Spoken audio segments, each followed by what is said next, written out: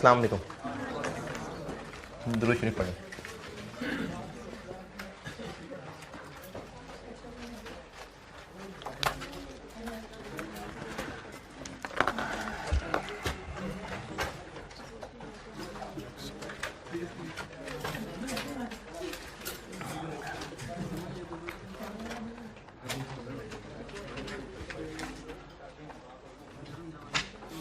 Target costing ये एक छोटा सा कॉन्सेप्ट है और इस पे सेपरेट सवाल बड़ा आए ज़रूरी नहीं है, क्योंकि एक छोटा सा कॉन्सेप्ट है। ये किसी बड़े सवाल का हिस्सा बन के एक पार्ट के तौर पे हो सकता है टेस्ट। सेपरेट सवाल भी आ सकता है वैसे, लेकिन कोई बहुत कॉमन नहीं है कि इसका सेपरेट सवाल है जी। किधर है, कौन है, क्या पूछा है? अभी इतनी लंबी कहानी तो सुना के गया था यार। इसके बाद एक्टिविटी बेस्ड आज का आखिरी टॉपिक है। सीवीपी में कोई खास थ्योरी नहीं है।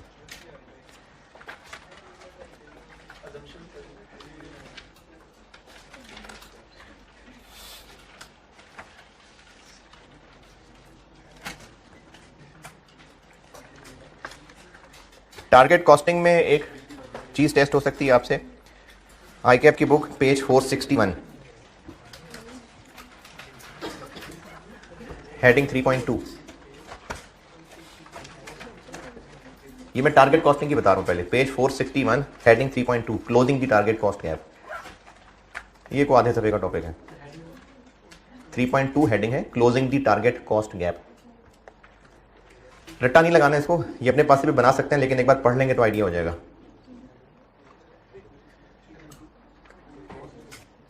हैं जी, यार किधर होते हैं?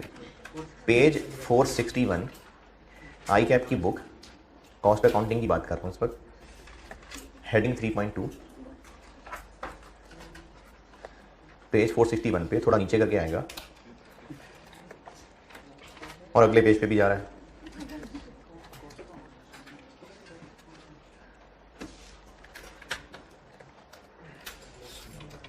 और हेडिंग 4.1 टारगेट कॉस्टिंग के एडवांटेजेस,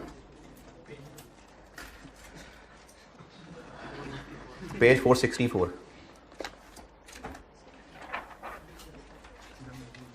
टारगेट कॉस्टिंग में यही है। और सीवीपी में एहतियातन एक चीज़ देख लें, हेडिंग सीवीपी, अब सीवीपी की बात कर रहा हूँ, पेज 476 अजम्पशंस। देखो 3-4 पॉइंट हैं, बस और कोई नहीं सीवीपी में। टारगेट कॉस्टिंग का कॉन्सेप्ट समझें। इसका पहले बैकग्राउंड बताता हूँ, वो अगर आप कहानी अपने अल्फाज में लिखना चाहें 2-4 जुमले तो मर्जी है लिख लीजिएगा। बैकग्राउंड ये है कि एक बिजनेस या तो वैसे ही एक नया प्रोडक्ट लॉन्च करने लगा है, या फिर ऑलरेडी बहुत कंपेटिटिव मार्केट में खुद एंटर होने लगा है। या तो कोई नया प्रोडक्ट लॉन्च करने लगा है या खुद अब एंटर हो रहा है। इन एनी केस कुछ नया मार्केट में ला रहा है, लेकिन कस्टमर्स अभी उस चीज के लिए इतने विलिंग नहीं है। या तो कोई नया प्रोडक्ट आना है तो कस्टमर्स का कोई टेस्ट है ही नहीं उस प्रोडक्ट के बारे में, कोई इस्तेमाल ही नहीं है, या फिर पहले से ही कोई इतनी हाईली कंपेटिटिव मार्केट है और उसमें नए नए एंटर होना है। जैसे मिसाल के तौर पे मोबाइल्स का इस वक्त जो हालात हैं, इस वक्त अगर किसी नई कंपनी को मार्केट में एंटर होना है तो उसको बहुत सख्त कंपटीशन फेस करना पड़ेगा और प्राइस अपनी मर्जी की नहीं रख सकेंगे, प्राइस लो रखनी पड़ेगी। इसी तरह से अगर कोई वैसे ही नया प्रोडक्ट लॉन्च होता है, जैसे एक मिसाल मेरे ध्यान में आ रही है कि ये एक कुछ साल पहले ना लाहौर में ही, पाकिस्तान में बल्कि फ्रोज़न योगर्ट एक चीज़ आई थी। फ्रोज़न योगर्ट, ये कहीं गुजरते हुए टूटी फ्रूटी की बहुत सारी ब्रांचेस खुली थी। फ्रोज़न योगर्ट था एक, वो आइसक्रीम की एक अल्टरनेटिव चीज़ निकली थी, लेकिन वो गया, अब कोई टेस्ट लोगों का डेवलप नहीं हो सका। तो कोई नया प्रोडक्ट मार्केट में एंटर होना हो जिसके लिए लोग नहीं विलिंग, या हाईली कंपेटिटिव मार्केट में किसी बिजनेस ने एंटर होना हो, इन एनी केस प्राइस में वो बहुत गुंजाइश नहीं है खेलने की, प्राइस बहुत ज़्यादा नहीं बढ़ा सकेंगे। प्रॉफिट कमाने के लिए क्या करना पड़ेगा? कॉस्ट कम करनी पड़ेगी। ये है इसका बैकग्राउंड कि एक बिजनेस जिसने मार्केट में या तो खुद नया एंटर होना है, हाईली कंपेटिटिव मार्केट है, या फिर कोई प्रोडक्ट नया लॉन्च करना है, बहुत सारे कंपेटिटर्स पहले से मौजूद हैं, खुद नया एंटर होना है, कोई नया प्रोडक्ट ला के जिसके बहुत सारे कंपेटिटर्स हैं, या वैसे ही कोई नया प्रोडक्ट मार्केट में पहली दफा आना है। इन एनी केस प्राइस बहुत ज़्यादा हाई नहीं हो सकेगी। तो प्रॉफिट कमाने के लिए खर्चों को ही कंट्रोल करना पड़ेगा। यह है इस टॉपिक की कहानी।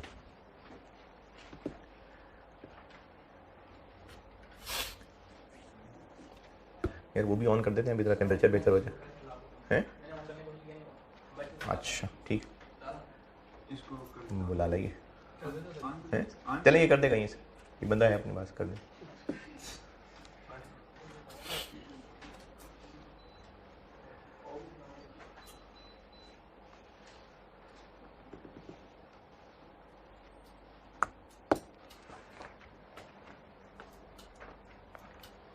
अब इसमें कैलकुलेशन के एतबार से एक टर्म है। एक प्रोडक्ट हमने बेचना है जिसकी सेल प्राइस मार्केट फोर्सेस से ही निकल पा रही है, यानी सेल प्राइस में हम ज्यादा नहीं प्ले कर सकते।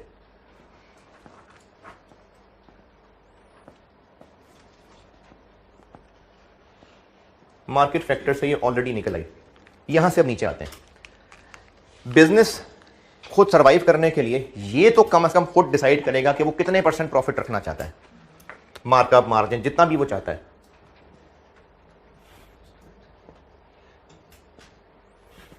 ये मैनेजमेंट खुद डिसाइड करेगी।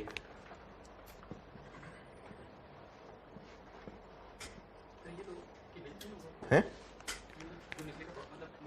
एक नंबर तक पहुंच रहा हूं ना, यानी मैनेजमेंट चाहती है कि हम इस बिजनेस में 25% मार्जिन पे तो काम करेंगे, वरना तो फिर बिजनेस नहीं चल पाएगा। तो वो जो 25% मार्जिन है वो सेल प्राइस पे कैलकुलेट कर लिया।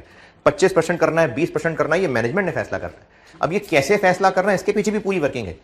उन्होंने ये कैलकुलेट किया होगा कि इतने यूनिट्स हम बेच लेंगे, जैसे ब्रेक इवन, इतने को यूनिट्स बेचेंगे, से ज़्यादा नहीं बेच सकेंगे, ये हमारे खर्चे होंगे, इन खर्चों के बाद ये प्रॉफिट निकल रहा है, नहीं ये तो सर्वाइव नहीं करता, प्राइस और बढ़ा के देखो, इतनी प्राइस बढ़ा ली, अब हाँ ये प्रॉफिट ठीक है। इसका मतलब हम सेल प्राइस पे 25% मार्जिन कमाएंगे तो सर्वाइव करेंगे। ये खुद डिसाइड किया, लेकिन सेल प्राइस खुद तय। देखो एक होता है कॉस्ट से सेल प्राइस तक जाना, हम सेल प्राइस से नीचे आने लगे। सेल प्राइस मार्केट फोर्सेस से पता चली, ये हमने अपनी इंटरनल कैलकुलेशन की हुई थी कि कम से कम इतना मार्जिन हम कमाना चाहते हैं, ये खुद डिसाइड किया। अब इससे नीचे आते हैं, दिस माइनस दिस। हम अगर वाकई ही इतना कमाना चाहते हैं उस चीज पे जो बस इतने की बेच सकेंगे, तो ये क्या होगा, हमें उसकी कॉस्ट इतनी पड़ेगी तो सर्वाइव करेंगे। मार्केट में एक चीज 1000 की बिकेगी, ये हमें मार्केट सर्वे से अंदाजा हो गया। हम कमाना चाहते हैं 20% मार्जिन, तो वो चीज जो मार्केट में 1000 की बेच सकेंगे, कमाना 200 रुपए चाहते हैं, तो वो तभी पॉसिबल हो सकेगा जब हमें वो 800 में कॉस्ट करेगा। तो अब हमारा टारगेट आ गया कि ये चीज 800 में किसी तरह से लानी है, करनी है किसी तरह से अरेंज, ये टारगेट कॉस्ट है। इतनी कम से कम हमें, इतनी मैक्सिमम कहीं से अरेंज होगी तो हम यहां तक सर्वाइव करेंगे। अब अपनी टीम्स को कहा कि सब अपनी तरफ से पूरी बेस्ट वर्किंग करो और बताओ अभी तक का तुम्हारा क्या बेस्ट एस्टीमेट है, कितने में चीज हम बना पाएंगे। ये है हमारी एक्सपेक्टेड कॉस्ट।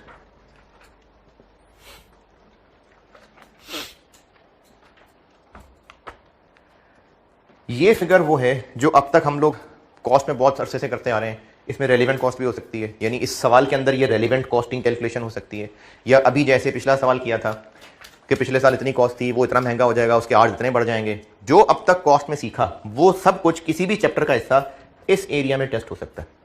ये आपको कैलकुलेट करना पड़ेगा, सवाल की मुश्किलें ये होंगी। फॉर एग्जाम्पल ये 1000 रुपये है, हम 20% कमाना चाहते हैं, तो हमें ये चीज़ 800 कॉस्ट करेगी तो ये पॉसिबल होगा। बेस्ट एस्टीमेट लगाया और इसकी कैलकुलेशन सवाल में बता रहा हूँ, ये वैसे ही जैसे अब तक सवाल कर रहे थे जिनमें मटेरियल कॉस्ट, लेबर कॉस्ट निकाला करते थे, ये वैसे ही कैलकुलेट हो रही होगी। एक दफ़ा ये रेलिवेंट कॉस्टिंग के साथ भी मिक्स हो चुका।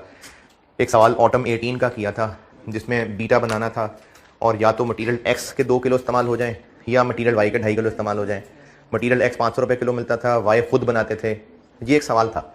उसकी रिक्वायरमेंट में कहा हुआ था कि जब आप रेलिवेंट कॉस्ट निकाल लें तो फिर कॉस्ट गैप भी कैलकुलेट करें, तो वो इससे लिंक कर दिया था।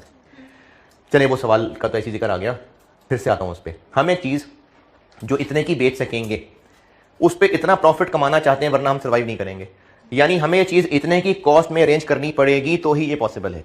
अभी तक हमारी टीम बता रही है कि हम इतने में बना सकते हैं। हमारी टीम ने कहा कि जी हम तो पूरी कोशिश कर रहे हैं, 860 से कम में नहीं बना पा रहे। लेकिन काम नहीं बन रहा। कितनी चाहिए? 800। अभी तक के बेस्ट एस्टीमेट के मुताबिक 860 है। हमारी टीम को कहेंगे कि नहीं यार और कम करो। अच्छा सर कितना कम करें? 60 कम करो, क्योंकि तुमने जो अंदाजा बताया और हम जहां जाना चाहते हैं उसमें अब भी गैप मौजूद है। इसको कॉस्ट गैप कहते हैं। तो अगर सवाल में रिक्वायर्ड है कॉस्ट गैप निकाल लें, तो वो ये पूछा हुआ है कि आप पहले, यकीनन उसमें को सेल प्राइस बताई होगी, आप उसकी कॉस्ट टारगेट कैलकुलेट करें और जो अवेलेबल इंफॉर्मेशन है उससे एक्सपेक्टेड कॉस्ट कैलकुलेट करें। जो दोनों का डिफरेंस है, डिफरेंस नहीं, ये जितना ज्यादा है वो कॉस्ट गैप, ये कॉस्ट गैप होता है। बस ये है इस चैप्टर के अंदर। अब इसको किस सवाल के किस स्टाइल में पूछा जाता है ये तो सवाल देख के पता चलेगा। इसका बैकग्राउंड दोबारा बताता हूं। वो बिजनेसेस जो मार्केट में एंटर होना चाहते हैं और प्राइसेस वो अपनी मर्जी से नहीं निकाल सकते, मार्केट फोर्सेस बताएंगी, तो ये इंश्योर करने के लिए कि वो प्रॉफिट में रहें, उनको एक टारगेट कॉस्ट निकालनी पड़ती है कि इतने में हम इस प्रोडक्ट को अरेंज करेंगे तो सर्वाइव करेंगे। फिर वो अपनी बेस्ट एस्टीमेट कैलकुलेशन करते हैं कि अभी तक के ख्याल में वो कितने में काम कर लेंगे। अभी भी अगर ये टारगेट पूरा नहीं हो रहा तो इसके लिए फिर मजीद मैयर्स लेने पड़ेंगे। कैसे कैसे 60 को हम कवर कर सकते हैं, क्या कोशिशें हो सकती हैं? मटेरियल सप्लायर से डिस्काउंट लेने की कोशिश कर लें, लेबर को कोई इंसेंटिव दे के उनका टाइम कम लगवा के एफिशिएंसी बढ़वा लें।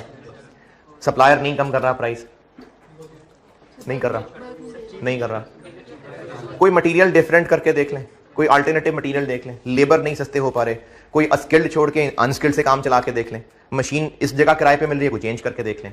ये है जो मैंने आपको वो थ्योरेटिकल पोर्शन कहा था, अभी जो कहा था ना पेज 461, वो ये बातें कि इस 60 को हम कैसे क्लोज कर सकते हैं। तो ये मुख्तलिफ मेजर्स हैं। हाँ, ये भी हो सकता है कि मटेरियल खुद बनाने की बजाय किसी से बाहर से खरीद लें।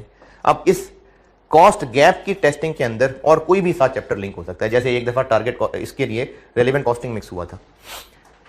इसी तरह जो लास्ट टाइम सवाल आया, छोटा सा आसान सा सवाल था, उसमें कोई चैप्टर मिक्स नहीं हुआ, बस एक सिंपल सी इनकम स्टेटमेंट दी हुई है और कॉस्ट गैप निकालने को कहा है। ये कॉस्ट गैप है जी। इसका सवाल देख लेते हैं। पहले रीसेंट अटेम्प्ट वाला ही खड़का देते हैं ज़बानी, फिर जो एक इसका पहले सवाल आ रहा है वो करा देता हूं बस। अच्छा, रीसेंट अटेम्प्ट का पेपर आपके पास, चले यहाँ खोल लेता हूँ क्योंकि वो ज़बानी दिखाना, तो यहाँ खोल लेता हूँ।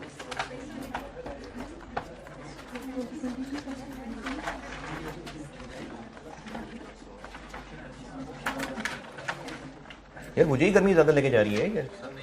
नहीं है गर्मी, ये तो गर्मी लग रही है यार।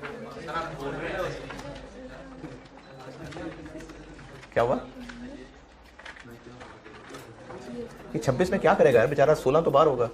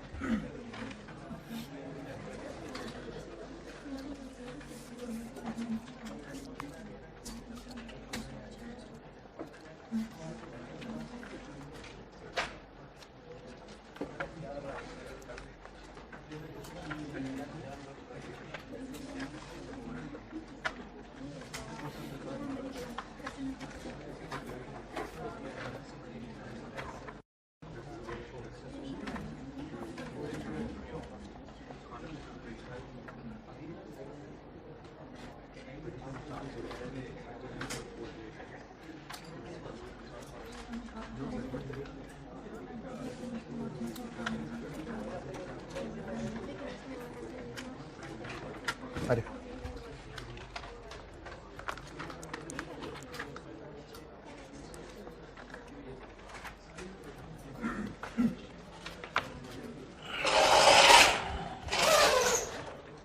ये पढ़िए सवाल। वो लाइट बंद करिए। बड़ा चार्ट है, ठीक है विजिबल।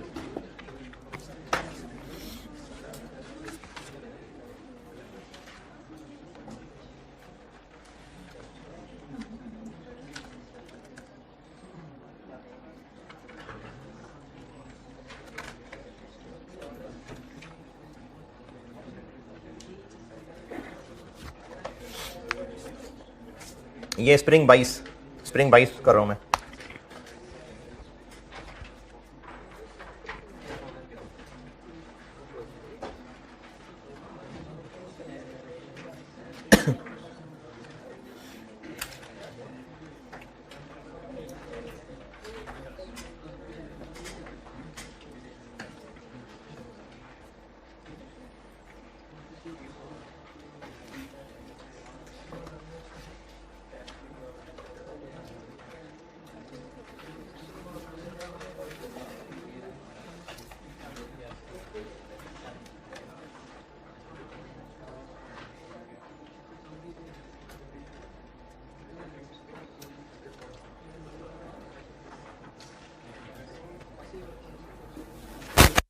जी पढ़ लें तो मैं डिस्कस करूँ। अभी इस वक्त ये बिजनेस है जो आइसक्रीम बेचता है, ये उस आइसक्रीम बेचने वाले पोर्शन की ये प्रॉफिट इनकम स्टेटमेंट है। मैनेजमेंट फ्रोजन योगर्ट, अरे ये इत्तेफाक से मैंने भी एग्जांपल दी थी वैसे, सीरियसली मैंने है ये मैंने क्वेश्चन देखा हुआ है लेकिन मैंने ये वर्ड ही नहीं गौर किया हुआ, तो मैंने सिर्फ कैलकुलेशन देखी थी कि बट इंट्रोड्यूस ठीक है अच्छा चलें खैर। ये आइसक्रीम का पोर्शन है और मैनेजमेंट फ्रोजन योगर्ट इंट्रोड्यूस कराना चाह रहा है। अब उसके बाद होगा क्या, इनको उम्मीद है कि 800 कप्स बेच लेंगे हर वीक में और 190 का एक, तो ये वो टारगेट प्राइस आ गई जो मार्केट से सर्वे करके उनको आइडिया हुआ होगा, और 800 यूनिट्स उनको उम्मीद है कि बेच लेंगे। अब उससे होगा क्या, एक तो जो पहले आइसक्रीम बेचते थे लोग जब फ्रोजन योगर्ट खाने आएंगे तो 2-4 बच्चे आइसक्रीम भी खा लेंगे, आइसक्रीम की सेल भी बढ़ेगी, फ्रोजन योगर्ट की सेल तो होगी ही, आइसक्रीम की सेल भी इंक्रीज कर जाएगी। योगर्ट चूंकि अब नया प्रोडक्ट है, ये सेल प्राइस, ये उसकी कॉस्ट, और क्योंकि इन्होंने मार्केटिंग भी करनी होगी तो ये जो फिक्स कॉस्ट पिछले साल थी ये भी बढ़ जाएगी। तो ये डाटा आ गया ताकि हम एक्सपेक्टेड कॉस्ट्स कैलकुलेट कर सकें। सेल प्राइस आ गई, हम कमाना चाहते हैं 14%। फ्रोजन योगर्ट पे नहीं, total GIC's target is to achieve a profit margin of 14% after introducing। सिर्फ इसकी बात नहीं हो रही है, टोटल की बात हो रही है, क्योंकि एग्जिस्टिंग में भी इन्होंने चेंजेस बताई है ना, तो इसको इंट्रोड्यूस करने के बाद वो एंड 14% पे करना चाह रहे हैं।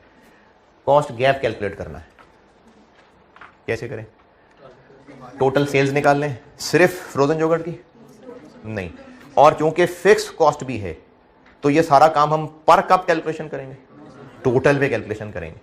तो जो एग्जिस्टिंग सेल्स हैं और ये जो फ्रोजन योगर्ट की हैं सेल्स आ गई, 14% कमाना चाहते हैं, 14% कंट्रीब्यूशन कमाना चाहते हैं, प्रॉफिट, CVP खत्म हो गया है, CVP खत्म है, ये अलग चैप्टर है।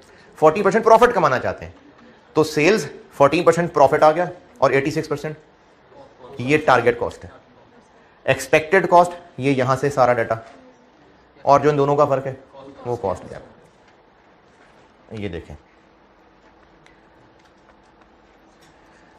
500 मिलियन की ये सेल थी, 5 लाख की, 10% बढ़ जाएगी, 550 हो जाएगी, ये आ गई 550। 800 कप 190 का एक, ये आ गई इनकी सेल, ये हो गई टोटल सेल्स। 14% टारगेट प्रॉफिट है तो 86% हो गई कॉस्ट, ये आ गई टारगेट कॉस्ट।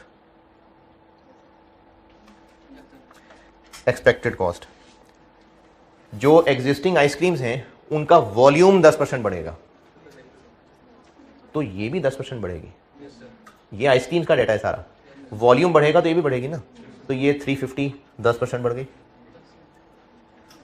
योगर्ट 150 का एक कॉस्ट करेगा, कितने हैं कप, ये इनकी कॉस्ट आ गई, ये सारा 1 वीक का डाटा है।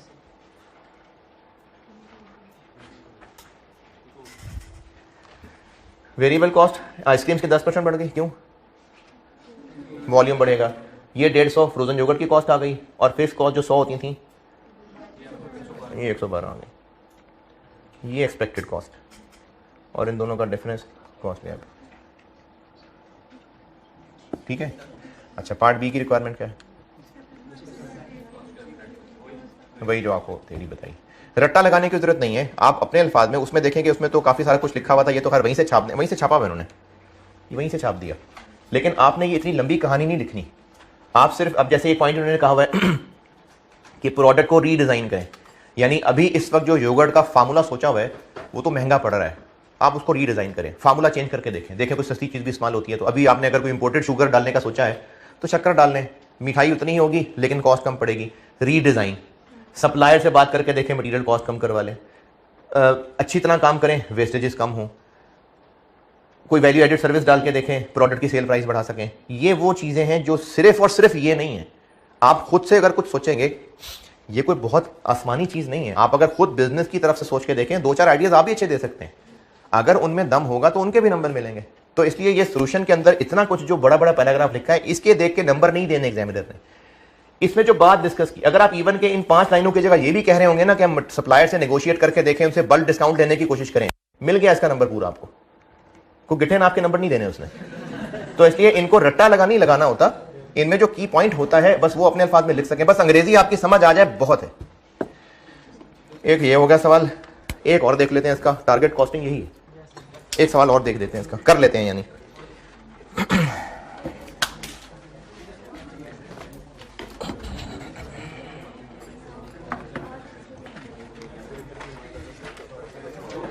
अब आप पढ़ लीजिए, मैं करता हूं बोर्ड पे।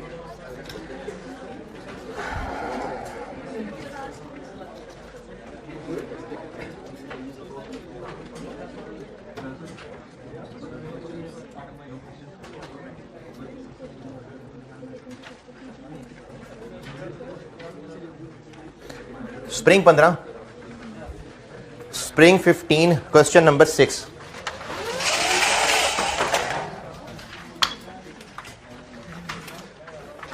स्प्रिंग 15, क्वेश्चन नंबर 6 ये कर देता हूं बोर्ड पे मैं, और बस यही है target costing. Target costing done. ये भी मैं अखलाकन सवाल कर रहा हूं, वरना आप लोगों को लगेगा यार ये सर फीस भी दी है, सवाल भी नहीं कराते, तो इसलिए मैं करा रहा हूं ये बोर्ड पे सवाल, वरना target costing done. Spring 15, question number 6 पढ़ लीजिए, मैं करता हूं।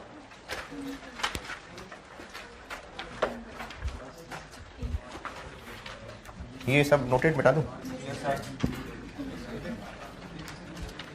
स्प्रिंग 2015 हाईटेक के नाम से सवाल है।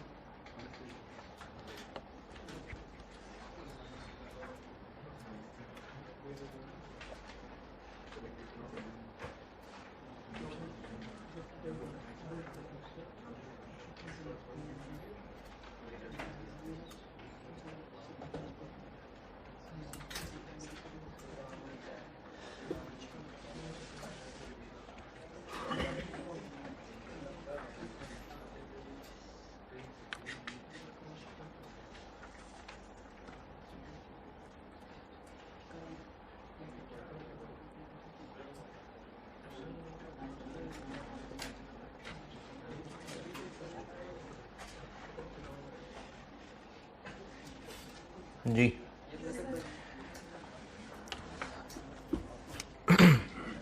एक नया प्रोडक्ट लॉन्च करना है और मार्केट सर्वे से ये अंदाज़ा लगाया है कि हम इसके टोटल 5 लाख यूनिट्स बेच पाएंगे। कब, कितने अरसे में? Total life time. अभी जो सवाल डिस्कस किया उसमें एक वीक का डाटा था तो हमने वीक के हिसाब से कैलकुलेशन की थी। लाइफ टाइम का डाटा है तो लाइफ टाइम की कैलकुलेशन कर लेंगे। टोटल 5 लाख यूनिट्स बेचेंगे, सेल प्राइस बता दी, टारगेट ग्रॉस प्रॉफिट बता दिया। उसके बाद इसको हमने चूंकि प्रोड्यूस करना है तो ये सारा आगे प्रोडक्शन का डाटा है 0.1234 रिक्वायर्ड। सवाल के शुरू से आइडिया हुआ कि ये टारगेट कॉस्टिंग का कॉन्टेक्स्ट है क्योंकि एक नया प्रोडक्ट लॉन्च करना है, मार्केट सर्वे से सेल प्राइस ये पता चली है, टारगेट ग्रॉस प्रॉफिट ये है और नीचे सारी प्रोडक्शन कॉस्ट की इंफॉर्मेशन है। ये वही सारा काम है जो हम अब तक कॉस्ट अकाउंटिंग में करते आए कि मटेरियल की वेस्टेज होगी, कहीं रुपीस पर किलो होगा, कोई यूनिट पर किलो पर यूनिट होंगे, लेबर आवर्स होंगे, आइडल आवर्स होंगे, बोनस होगा। ये सारी कैलकुलेशन जो अब तक कॉस्ट में कर रहे थे वो सब हाइलो मेथड है, OAR है, वो सब कुछ टेस्ट हो रहा है एक्सपेक्टेड कॉस्ट निकालने के लिए। रिक्वायरमेंट में उसने वर्ड कॉस्ट गैप नहीं पूछा। रिक्वायरमेंट में उसने पूछा है कि बताएं हम सप्लायर से कितना डिस्काउंट लेने की कोशिश करें ताकि जितना टारगेट कमाना चाहते हैं वहां तक पहुंच जाए। अब ये CVP वाला सवाल नहीं है कि कितने यूनिट्स बेचें इतना प्रॉफिट कमाने के लिए, जो CVP में ये वो नहीं है। एक नया प्रोडक्ट लॉन्च कर रहे हैं, मार्केट सर्वे ये है, प्राइस इतनी है, टारगेट प्रॉफिट इतना है और कितना डिस्काउंट लेने की कोशिश करें, यानी कितना खर्चा कम करें ताकि टारगेट प्रॉफिट तक पहुंच सकें। तो क्या कैलकुलेट करना है? कॉस्ट गैप कैलकुलेट करना है। जितना कॉस्ट गैप कैलकुलेट करेंगे वही हमने सप्लायर की मिन्नतें करके बचाने की कोशिश करनी है। तो ये है कॉस्ट गैप का सवाल। कॉस्ट गैप का सवाल है, ये पहचानने में कोई इख्तलाफ। तो टारगेट कॉस्ट और एक्सपेक्टेड कॉस्ट को कंपेयर कर लेते हैं। Question 6 spring 15 target cost 5 lakh units बेचेंगे, एक 11,000 रुपए का होगा और प्रॉफिट चूंकि कमाना चाहते हैं 40% तो कॉस्ट फिर 60 होगी। 3300 मिलियन 3300 ये हो गई टारगेट कॉस्ट। फिक्स कॉस्ट भी है ना, चूंकि पिछले सवाल में भी यही था कि फिक्स कॉस्ट थी इसलिए हम उसको पर कप नहीं टारगेट कॉस्ट निकाल रहे थे टोटल, क्योंकि फिक्स कॉस्ट भी मौजूद है। हाँ, पिछले में डाटा वीक का था तो हमने सारा कुछ वीक के हिसाब से किया था। अब ये प्रोजेक्ट लाइफ टाइम है यानी टोटल जिंदगी, तो अब हम कैलकुलेशन भी प्रोजेक्ट लाइफ टाइम की कर रहे हैं। तो टोटल हमने चूंकि 5 लाख यूनिट्स बेचने हैं और एक हमें इतने का कॉस्ट करेगा तो हमारा टारगेट पूरा होगा। ये 60 कैसे आया? 40 टारगेट है ना तो 60 कॉस्ट है, ये टारगेट कॉस्ट है। इसमें से एक्सपेक्टेड कॉस्ट जिसकी सारी मेहनत के 16 नंबर हैं वो लेस करेंगे तो कॉस्ट गैप निकलेगा, लेकिन हम उसको कॉस्ट गैप का नाम देने की बजाय ये कहेंगे कि ये वो डिस्काउंट है जो हमने सप्लायर से हासिल करने की कोशिश करनी है। एक्सपेक्टेड कॉस्ट निकालते हैं।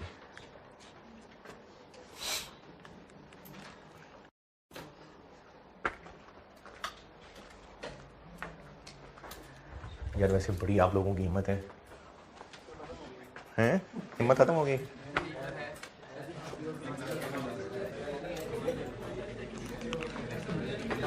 बिरयानी के लिए बैठे हैं। अब आपको अंदाजा हो कि 30 साल से कैसे हुकूमत हो रही है।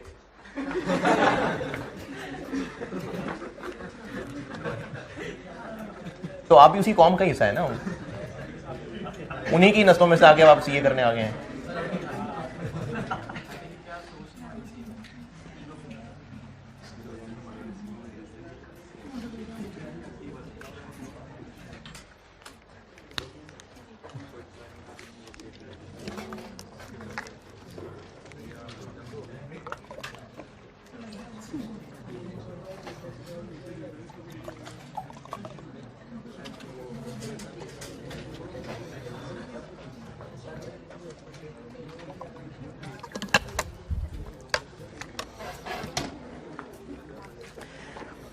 ये 5 लाख यूनिट्स बनाने की हमें क्या कॉस्ट पड़ेगी? डायरेक्ट मटेरियल एक्स मिलेगा एक कितने का? अच्छा, ये जो लिखा हुआ है ना मैं तरतीब से चलता हूं। Information about cost of production is as follows. Number 1, एक यूनिट बनाने के लिए अब आगे ये 3 मटेरियल हैं, उनकी आगे क्वांटिटी दी हुई है और साथ लिखा हुआ है नेट। क्योंकि नीचे कहीं ना कहीं इनके वेस्टेज भी बताई हुई है पॉइंट नंबर 2 के एंड पे।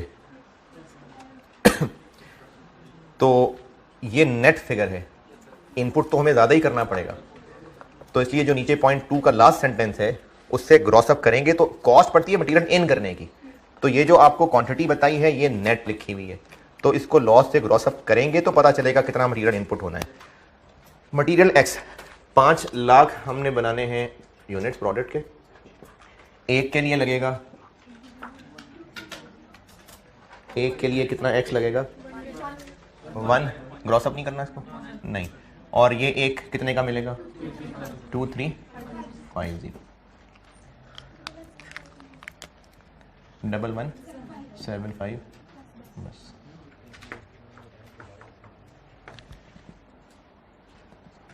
वाई 5 लाख प्रोडक्ट के यूनिट्स बनाने हैं, एक के लिए वाई लगता है 1.5 लेकिन डिवाइडेड बाय 0.94 नहीं,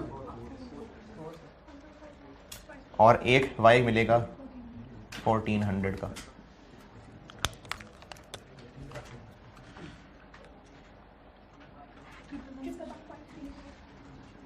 ट्रिपल वन बस 117 पॉइंट, चलो खैर है पॉइंट रहने नहीं मूड अभी।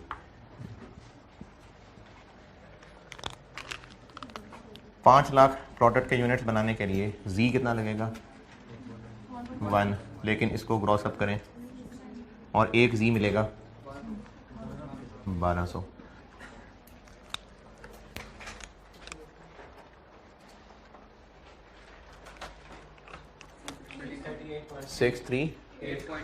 8 पॉइंट चलो 8 नहीं मूड डेसिमल लगाने का। डायरेक्ट मटेरियल हो गया। ये काम जो मैं अब करने लगा हूं वो मैं इधर ब्रैकेट में भी कर सकता था, लेकिन एक वजह से अलग कर रहा हूं। कितना 2930। जब हम इनसे ये चीजें खरीद के लाएंगे तो गवर्नमेंट वाले हमसे इस पे ड्यूटी भी लेंगे और इंपोर्ट के मजीद चार्जेस भी पड़ेंगे, वो पड़ेंगे 15%, तो वो भी इसमें अब साथ हमें कॉस्ट पड़ेगी। इंपोर्ट के चार्जेस पड़ेंगे, ड्यूटी कह लें, अलग अदर चार्जेस कह लें, कितनी 15%, तो 2930 पे 15% लगाएं 440 चलें जी।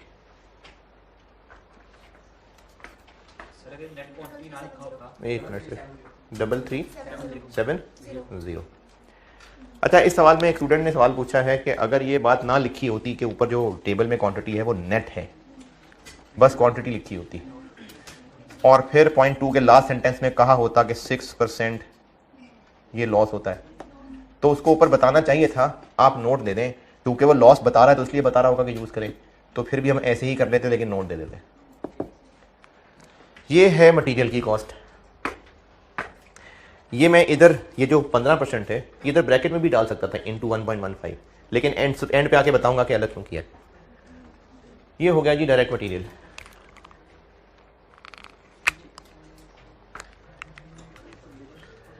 अच्छा, ये जो काम इधर कैलकुलेशन में हो रहा है ये कोई टारगेट कॉस्टिंग टॉपिक का कोई नया काम नहीं हो रहा। एक्सपेक्टेड कॉस्ट निकालने में जो कॉस्ट अकाउंटिंग में अब तक पढ़ा है उसमें से कोई भी चीज टेस्ट हो सकती है। डायरेक्ट लेबर,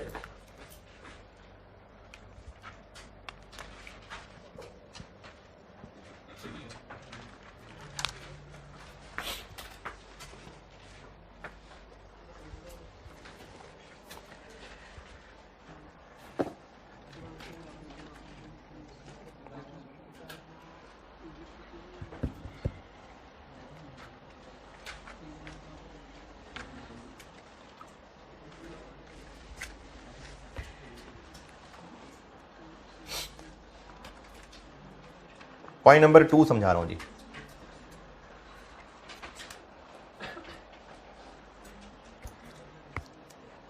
ये जो हम प्रोडक्ट बनाएंगे, असेंबल करेंगे, इसको असेंबल करने के लिए वर्कर 1.8 आवर्स ले जाएगा।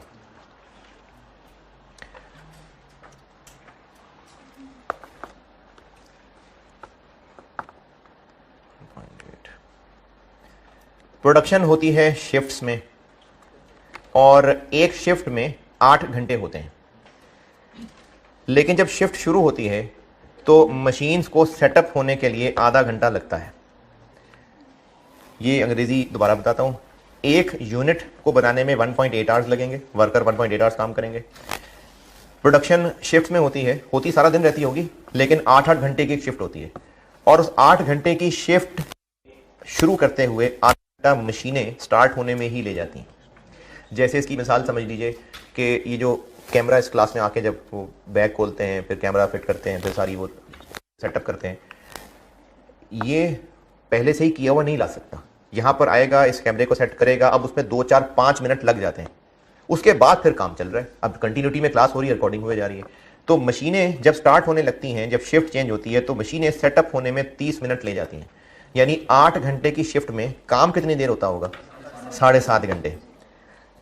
अब इस फैक्ट्री में जिसमें वर्कर्स की नौकरी 8 घंटे की शिफ्ट की है, उसमें वो एंटर हो गए, मशीन स्टार्ट की, आधा घंटा लगा, उसके बाद प्रोडक्शन शुरू हुई, तो उनको पैसे 7.5 घंटों के देंगे? नहीं, पैसे तो 8 घंटों के देंगे। अच्छा, फिर क्या ऐसे करें कि 8 घंटे की शिफ्ट है तो उनको कहें तुम आधा घंटा पहले ही आ जाओ ताकि मशीन आधा घंटा स्टार्ट होने में ले? हैं? नहीं, 8 घंटे की शिफ्ट है तो उस 8 घंटे की शिफ्ट में वर्कर 8 घंटे मौजूद हुआ करेगा, लेकिन वो काम कर पा रहा होगा 7.5 घंटे। पैसे दे रहे होंगे उनको 8 घंटे के, 7.5 काम के लिए 8 घंटे के पैसे। अब पहली लाइन दोबारा पढ़ता हूं। एक यूनिट बनाने के लिए वर्कर का 1.8 आवर चाहिए होता है, तो उससे हम 1.8 आवर काम लेंगे तो वो यूनिट बना सकेगा। लेकिन 1.8 आवर काम लेके पैसे भी 1.8 आवर के ही जा रहे होंगे या ज्यादा देने पड़ेंगे? दोबारा बताता हूं, यूनिटी मेथड से भी बताता हूं, और अगर यूनिटी मेथड से नहीं समझ आया तो फिर एक टोटल लंबी सी कैलकुलेशन से भी बता दूंगा। Direct labour 5 lakh units into 1.8, इतने आवर्स हमें इनसे काम लेना है, या इतने आवर्स के पैसे देने? काम लेना है, क्योंकि वर्कर लेगा 1.8, वो तो टोटल शिफ्ट की जब बात करेंगे तो आधा घंटा आया होगा, वर्कर तो 1.8 आवर काम करेगा, तो हमें वर्कर से इतने आवर्स टोटल काम लेना है। लेकिन हर 7.5 घंटे के काम के लिए पैसे 8 घंटे के देने पड़ते हैं, तो हमें कॉस्ट क्या पड़ेगी? जितने पैसे देने पड़ते हैं या जितनी देर वो काम करते हैं? तो ये जो अभी इस वक्त ये सामने लिखा हुआ है, ये 7.5 है या ये 8 है? पैसे कितने के देने हैं? तो अगर ये 7.5 है तो फिर 8 क्या है?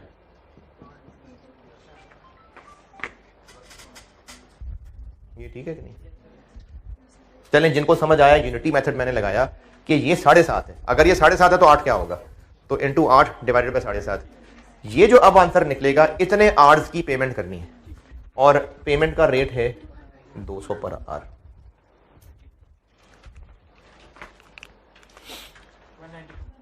192। ये यूनिटी मेथड की कैलकुलेशन जिसको समझ नहीं आई, मैं दोबारा बता रहा हूं। 5 लाख यूनिट्स बनाने हैं, एक यूनिट 1.8 आवर में बनता है, तो 5 लाख बनाने के लिए इतने टोटल आवर्स काम चाहिए। एक शिफ्ट में 7.5 घंटे काम हो सकता है, तो जब 7.5 से डिवाइड करेंगे तो नंबर ऑफ शिफ्ट्स आ जाएंगे। कितनी आ जाएंगे? 12,000। एक शिफ्ट के लिए कितने घंटों के पैसे देने पड़ते हैं? एक शिफ्ट काम लेने के लिए 8 घंटों के पैसे देने पड़ते हैं, तो 12,000 इंटू 8, टोटल घंटों के पैसे आ गए, और एक 200 रुपये होता है। 192 है भाई,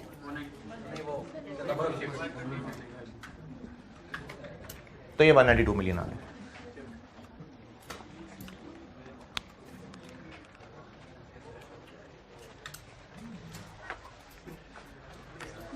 $192 मिलियन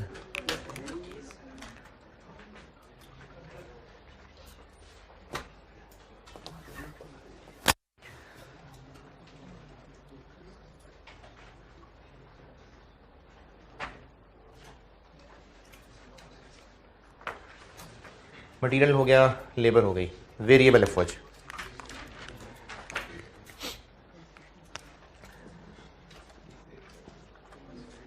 अगर वेरिएबल ओवरहेड दिए हों रुपीस पर यूनिट करके, अगर रुपीस पर यूनिट करके दिए हों तो इनटू कितने? 5 लाख। और अगर वेरिएबल ओवरहेड्स रुपीस पर लेबर आवर दिए हों तो इनटू लेबर आवर्स। कितने लेबर आवर्स? आवर्स वर्कड या hours paid? Variable overhead hours worked, तो इसमें आवर्स वर्कड ये हैं, ये तो पेड बनाने के लिए किया है, आवर्स वर्क तो यही है 5 लाख इंटू 1.8। तो देख लेते हैं वेरिएबल ओवरहेड्स किस तरह से दिए हुए हैं। पॉइंट नंबर 1 और 2 बता दिया हुआ है मैंने पूरा। पॉइंट नंबर 2 की अंग्रेजी सारी पढ़ के देख लें, और ये जो लेबर की कैलकुलेशन की है इसमें कोई एतराज़ तकलीफ परेशानी है तो बताइए। किधर है, कौन है, कहाँ, क्या क्या? अच्छा, ये पॉइंट नंबर 1 में टेबल के नीचे एक लाइन लिखी हुई है, the above parts would be imported in a lot for production of 1000 units. यानी हमने जो मटेरियल इंपोर्ट करना है वो जैसे एटीएम से 250 रुपये निकल सकते हैं, 410 रुपये नहीं, तो वो 500 के मल्टीपल में निकलेंगे। कोई ऐसी अमाउंट निकलेगी जो 500 के मल्टीपल में होगी। अगर आपको 780 चाहिए भी हैं तो निकालने 1000 ही पड़ेंगे। ये लिखा हुआ है कि हम जब ये मटेरियल खरीदेंगे तो हम ऐसा नहीं कर सकते कि 400 यूनिट्स का मटेरियल खरीद लें, हमें हज़ार यूनिट्स का कम से कम मटेरियल खरीदना पड़ेगा। तो इसका इम्पैक्ट ये पड़ा कि अगर हमने 5 लाख यूनिट्स की बजाय को 5,02,000 यूनिट्स बनाने होते तो हमें 5,01,000 यूनिट का ही मटेरियल खरीदना पड़ता। तो हम तो already 5 lakh units round figure ही है, तो इसलिए इसका कोई फ़र्क नहीं पड़ रहा। ये सिर्फ तब इस्तेमाल होता अगर यूनिट्स 1000 के मल्टीपल से डिफरेंट होते तो, लेकिन ऑलरेडी हम मिलियंस में कर रहे हैं तो इसका फ़र्क ही कोई नहीं पड़ना इस पॉइंट का। पॉइंट 1 और 2 बस ख़त्म ही हो रहा है सवाल। पॉइंट 1 और 2 डन। पॉइंट नंबर 3, अब आपको ओवरहेड्स तो रुपए नहीं बताए क्लियरली, लेकिन ये बता दिया है कि इस क्वार्टर में इतने थे और इस क्वार्टर में इतने थे। तो यहां से हम हाई लो मेथड लगा के वेरिएबल और फिक्स ढूंढ सकते हैं।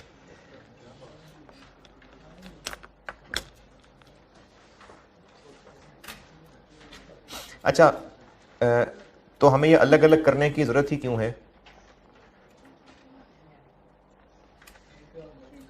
हैं जी,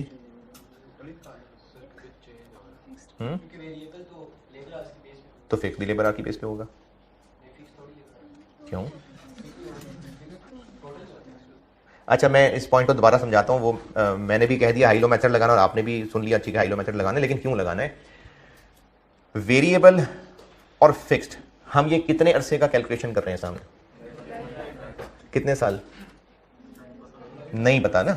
तो हम जब ये टोटल 5 लाख यूनिट्स की कैलकुलेशन कर रहे हैं जिनके लिए टोटल इतने आवर्स लगेंगे, ये 1 साल नहीं है, ये 1 साल की कैलकुलेशन नहीं है, पता नहीं कितने साल है, ये 5 लाख यूनिट्स की कैलकुलेशन है, या कह लें कि इतने आवर्स की कैलकुलेशन है। तो हमें फिर फिक्स्ड और वेरिएबल ओवरहेड्स भी या तो पर यूनिट दिया होता 5 लाख से मल्टीप्लाई कर लेते, या फिर पर लेबर आवर दिया होता तो इससे मल्टीप्लाई। ये कितना है, मैं बार बार प्रोनाउन में बात करूं, ये क्या है 9 लाख। या तो हमें ओवरहेड्स पर यूनिट पता चल जाए इंटू 5 लाख कर लेंगे, या फिर ओवरहेड्स पर आर पता चल जाए तो इंटू 9 लाख कर लेंगे। 9 लाख ये है। अब या तो ओवरहेड्स दिए हों पर आर या पर यूनिट, तो इस टोटल के साथ मिला लेंगे उसको, या 1 साल की फिगर चाहिए? नहीं, ये टोटल 5 लाख यूनिट्स का काम कर रहे हैं ना हम। कितने साल की कैलकुलेशन है ये नहीं पता, 5 लाख यूनिट्स या 9 लाख आवर्स। तो किसी ना किसी के साथ लिंक करना पड़ेगा ओवरहेड को, या वो ओवरहेड पर आर पता चल जाए या पर यूनिट पता चल जाए। आर्स के साथ लिंक है ओवरहेड्स का, ये उस टेबल से नजर आ रहा है। ओवरहेड दिए हमें क्वार्टर के और साथ आर्स दिए, असेंबली आर्स या लेबर आर्स दिए, लेबर ने असेंबल ही करना है तो ये आर्स दिए हुए हैं। तो हमें अगर ओवरहेड पर आर पता चल जाए तो 9 लाख से मल्टीप्लाई कर देंगे। सिर्फ वेरिएबल ओवरहेड लिखेंगे हम, यहाँ फिक्स्ड ओवरहेड नहीं लिखेंगे, डिसीजन मेकिंग पढ़ रहे हैं सब। तो खर्चों में मटेरियल लेबर ओवरहेड सारे ही हैं, तो हमें यहाँ फिक्स्ड ओवरहेड्स भी लिखने हैं, वेरिएबल ओवरहेड्स भी लिखने हैं। तो अगर हमें वेरिएबल और फिक्स टोटल एक ही रुपीस पर आर पता चल जाए तो उसी को 9 लाख से मल्टीप्लाई कर देंगे। तो फिर हाई लो लगाने की तो जरूरत ना हुई कि वेरिएबल अलग निकालें फिक्स अलग निकालें।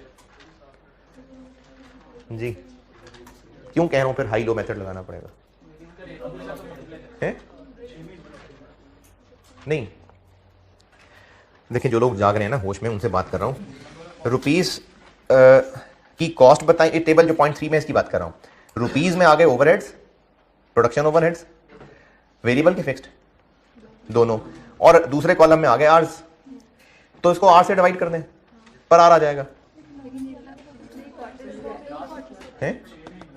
तो कोई सा एक यूज कर लें, इसमें क्या है, क्या हर्ज है, पर आर ही चाहिए ना, दोनों में से कोई एक यूज कर लें, पर आर चाहिए, तो वो जो पर आर मिल जाएगा उसको 9 लाख से मल्टीप्लाई कर देंगे है?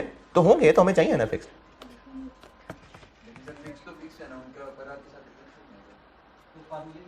नहीं तो क्या हम 1 साल का कैलकुलेट कर लें फिक्स? फिक्स यहां लिखना है कि नहीं लिखना? लिखना है। कितना?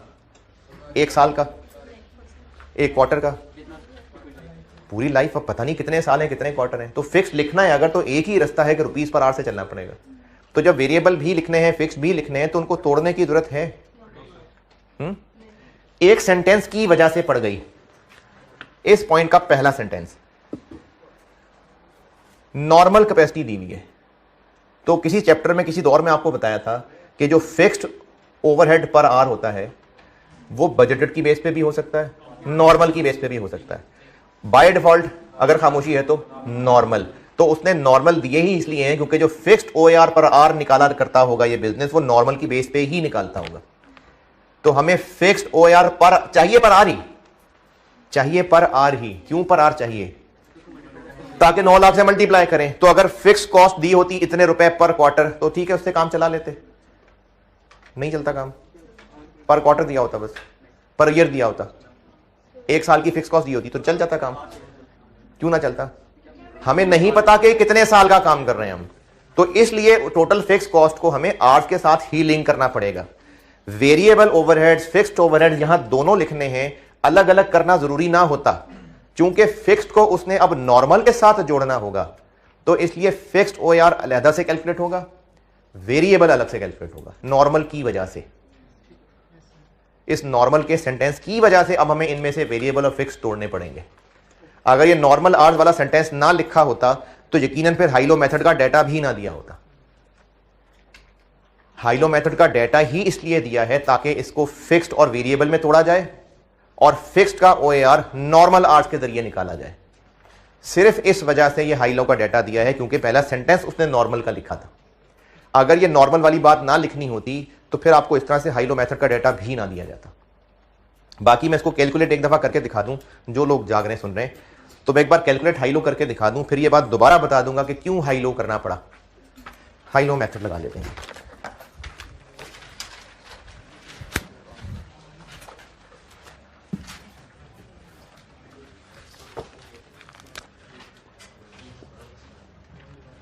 दो क्वार्टर्स का डाटा दिया हुआ है,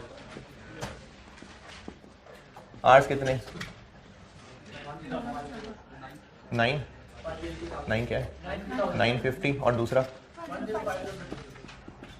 और टोटल ओवरहेड्स क्या दिए हमें? 65 600 000 68 000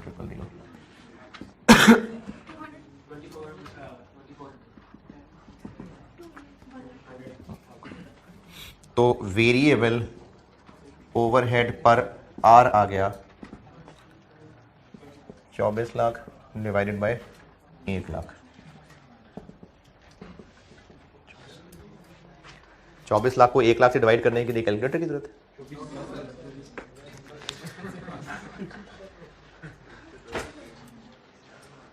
और इनमें से किसी को भी यूज करके टोटल फिक्स्ड ओवरहेड निकाल दें। इसको कर देता हूं यूज। 68,000 में से 24 इंटू 10 50,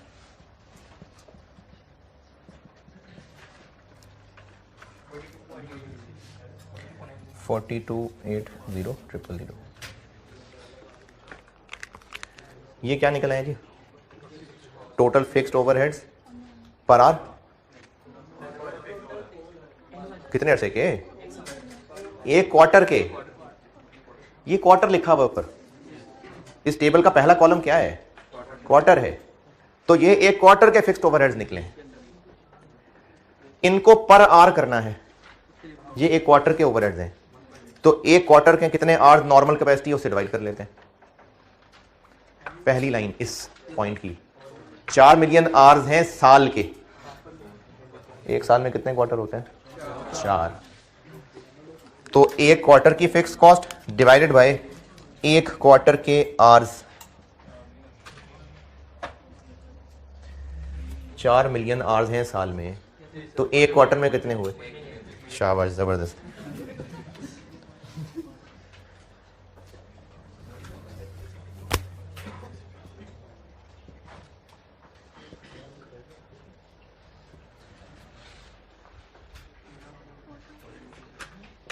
फोर्टी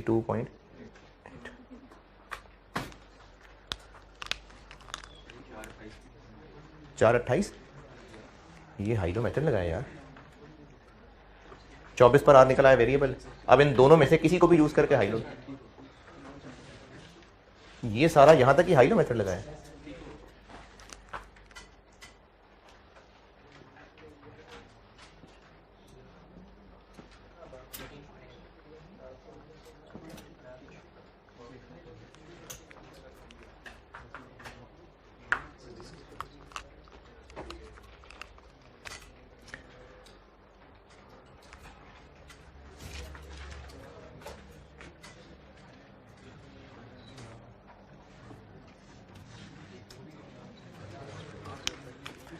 अच्छा, इसको इससे डिवाइड करें, इसको इससे, 68 को इससे,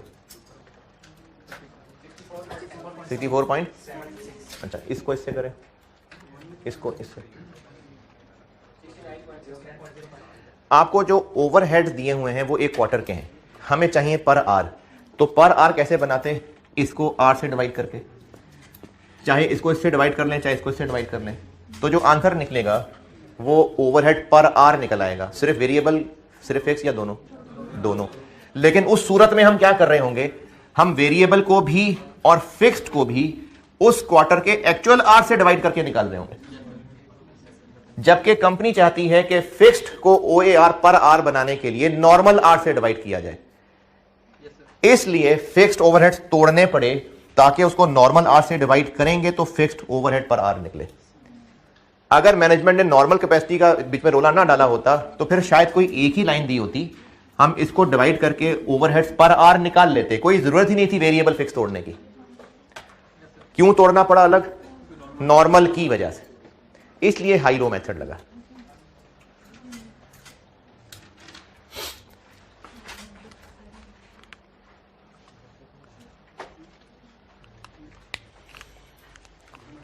वेरिएबल ओवरहेड्स कि मैंने ऐसे ही लिख दिया, वेरिएबल टोटल ही लिखने चाहिए। 66.8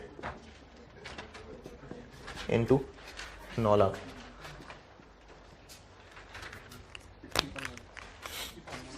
60 पॉइंट नहीं लगा रहा पॉइंट, ये आ गई एक्सपेक्ट, नहीं एक पॉइंट रह गया। ये जो अभी ओवरहेड्स निकाले हैं ये तो वो हैं जो बिजनेस के अभी होते हैं। इस प्रोडक्ट के लिए एक और नई मशीन भी लेनी पड़ेगी, तो उसकी डेप्रिसिएशन होगी, तो उस नई मशीन की डेप्शन भी आनी है।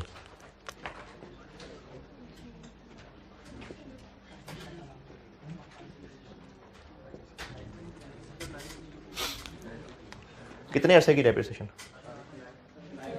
पूरी लाइफ की डेप्शन, यानी पूरी कॉस्ट। ओए भाई, ना चाहते हुए भी पॉइंट आ ही गया है।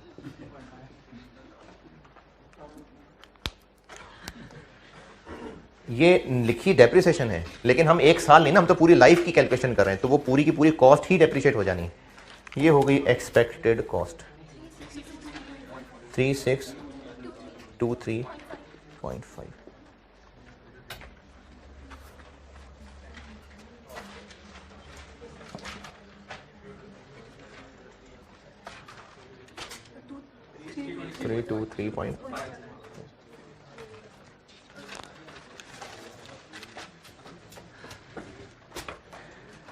लास्ट लाइन, ये लास्ट लाइन समझ लें बस, है? नहीं, लास्ट लाइन बस, खत्म बस।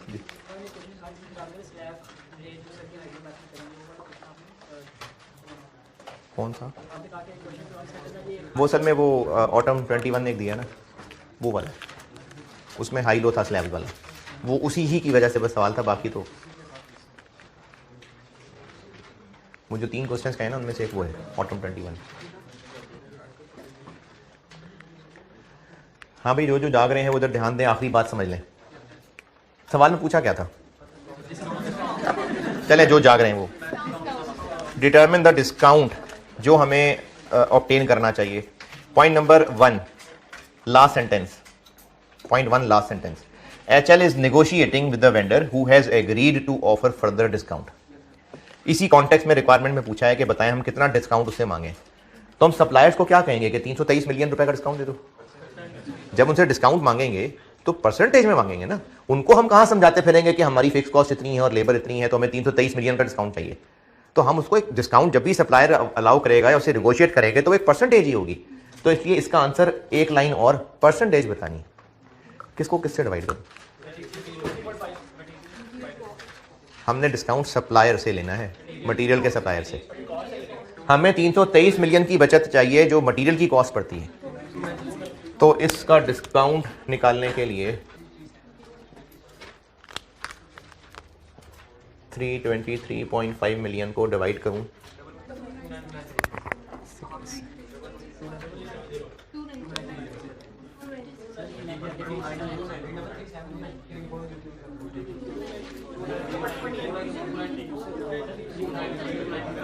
2930।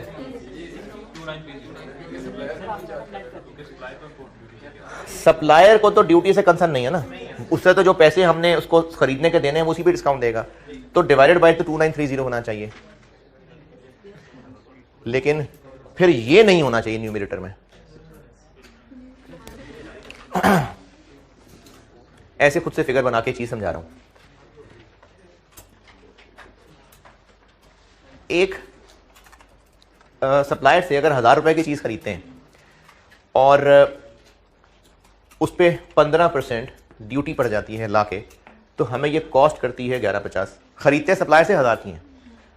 अगर हमें इन द एंड 15 रुपए की टोटल 15 रुपए की बचत चाहिए, तो सप्लायर से हम 15 रुपए का डिस्काउंट नहीं मांगेंगे। नहीं, 15 रुपए मैंने ठीक नहीं लिखा, 10,000, 1500 और 115, 1150। हाँ ठीक है, 10,000 रुपए की चीज खरीदते हैं और उस पर ड्यूटी पड़ती है 15%, तो ये 1500 ड्यूटी पड़ जाती है, हमें ये कॉस्ट अल्टीमेटली 11,500 का पड़ता है। इस सारे से एंड रिजल्ट ये निकाला कि हमें अल्टीमेटली 1150 रुपए की बचत चाहिए। हम सप्लायर से डिस्काउंट मांगने की कोशिश करते हैं। अगर हमने सप्लायर से 1150 रुपए का डिस्काउंट लिया तो हमें ये चीजें फिर इसकी जगह 10,000 की जगह कितने की मिलेंगी? देखिए, मैंने कहा कि अभी हम 10,000 रुपए की चीज खरीदते हैं, 10,000 रुपए की चीजें खरीदते हैं, फिर ले आते हैं, 15% ड्यूटी पड़ती है, तो वो भी साथ ऐड होकर टोटल इतना पड़ता है। फिर बाकी सारे खर्चे ऐड करके टारगेट कॉस्ट गैप, ये आंसर आ रहा है 1150। तो हमें 1150 बचाने की तरह अगर हम सप्लायर से ही प्राइस 1150 कम करवा लें तो सप्लायर को कितने पैसे देने पड़ेंगे? फिर 850। फिर जब खरीद के लाएंगे तो ड्यूटीज कितनी पड़ेंगी? 1328। हमें कॉस्ट पड़ेगी 10। तो पहले कॉस्ट इतनी पड़ती थी, अब इतनी पड़ेगी। कितना डिफरेंस? 13। तो हमें तो 1100 का डिफरेंस चाहिए था, वो 1300 का डिफरेंस आ गया। नहीं, वो तो अच्छा है, वो तो अच्छा है, लेकिन 1150 की बचत चाहिए थी। तो हम 1150 नहीं सप्लायर से मांगेंगे, क्योंकि सप्लायर से पैसे कम देके चीजें मिल जाएंगी तो ड्यूटीज भी तो कम पड़ेंगी ना। तो हम सप्लायर से एक्चुअली 1000 रुपए का डिस्काउंट लेंगे। हम सप्लायर से 1150 नहीं, हम सप्लायर से 1000 रुपए का डिस्काउंट मांगेंगे। अब अगर 1000 रुपए का डिस्काउंट मांगेंगे तो वो 10,000 की चीज हमें मिलेगी 9,000 की, उस पे 15% ड्यूटी पड़ेगी 1350। ये कॉस्ट करेगा हमें 10,350।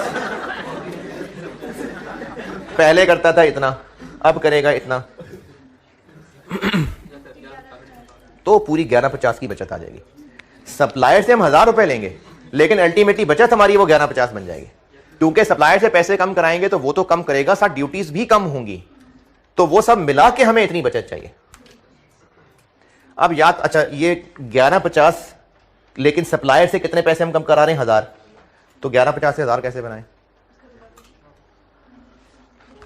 1150 से ड्यूटीज निकाल दें, ड्यूटीज एक्सक्लूडेड अमाउंट बना लें, ये बनी 1000। अब 1000 रुपए का डिस्काउंट लेंगे हम सप्लायर से, वो लगा जाके जितनी हमें टोटल बचत चाहिए, ये टोटल अमाउंट नहीं सप्लायर से कम करानी, इतनी अमाउंट कम करानी है कि 15% ड्यूटीज भी बचाएं तो इतनी बचत हो। तो इसमें से 15% ड्यूटीज का फैक्ट निकालना हो तो 3 to 3 पॉइंट, इसको इससे डिवाइड करना है, ड्यूटीज का फैक्ट निकल गया। इतने पैसे अब हमने सप्लायर से कम करवाने हैं, इसको डिवाइड करेंगे 29-30 से। 323 सप्लायर का डिस्काउंट और ड्यूटीज मिला के टोटल बचत इतनी चाहिए, ड्यूटीज के बगैर कितनी, इतनी बचत सप्लायर से कम करवानी है इतनों में से, तो इसको 29-30 से डिवाइड करेंगे, कितने परसेंट। और अगर कोई मासूमियत में यह कर देता कि 323 को ही डिवाइड कर देता 33-70 से, तो ठीक होता उसका आंसर, तो ये भी ठीक है। आप ये 323 ड्यूटी इंक्लूसिव बचत है या ड्यूटी के बगैर इतनी बचत चाहिए, इंक्लूसिव है ना, तो फिर डिवाइड भी इसको इससे करें, तो दिस डिवाइडेड बाय दिस करेंगे तो डिस्काउंट परसेंटेज निकलेगी हैं। हाँ, ज्यादा सोचेंगे तो फिर वो पेपर में मजीद परेशान होते हैं। तो 323.5 डिवाइडेड बाय 3370, बस 9.6।